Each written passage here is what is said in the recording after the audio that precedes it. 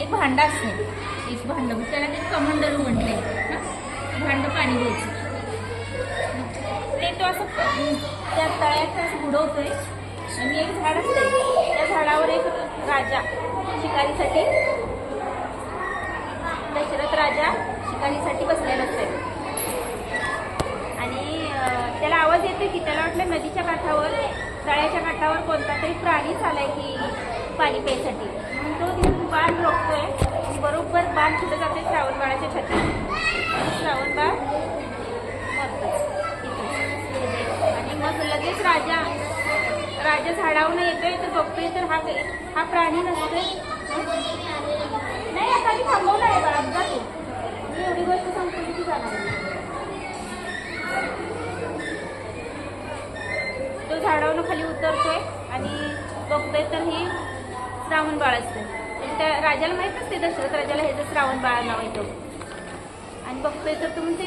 श्रावण बाळ त्याच्या छातीतनं बाण काढतोय आणि सांगतोय की पाणी एवढं माझे आई वडील तिथं झाडाखाली बसले तेवढ्यांना तू पाणी घेऊन दे आणि तो मरतोय दशरथ राजा येतोय दशरथ राजा त्याच्या आई वडिलांना पाणी घेऊन जाताना श्रावण बाळाच्या आई वडिलांना वाटलं आपल्या श्रावण बाळच आलाय म्हणून ते म्हणते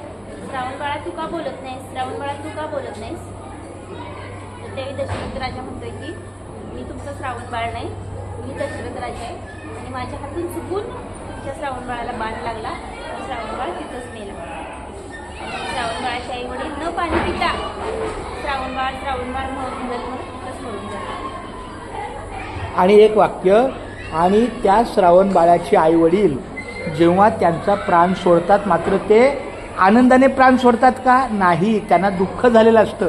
की आमचा एक मुलगा तुझ्या चुकीने का होईना पण त्याचा जीव गेला तुला वाटलं प्राणी आला प्यायला पण माझ्या मुलाच्या छातीत बाण गेला माझा मुलगा मृत्यू झाला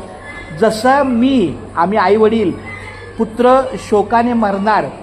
कारण आता माझा श्रावण बाळ असं बोलून त्यांनी प्राण सोडला तसा तू सुद्धा पुत्र शोकाने मरशील असा श्रावण बाळाच्या आई वडिलांनी दशरथ राजाला काय दिला शाप दिला आणि तो शाप खरा ठरला जेव्हा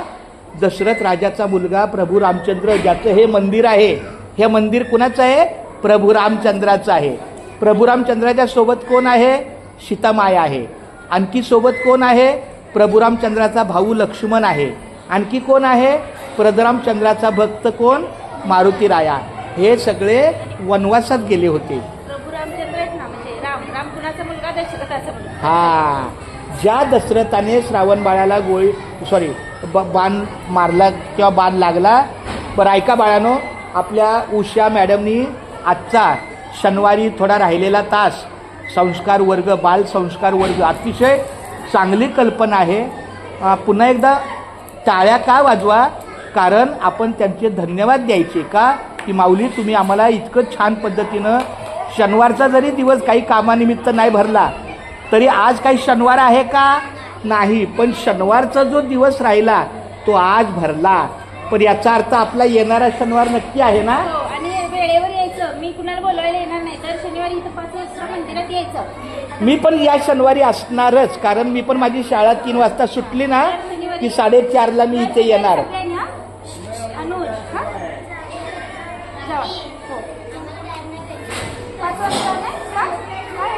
चला सर्वांनी बोला रामकृष्ण हरी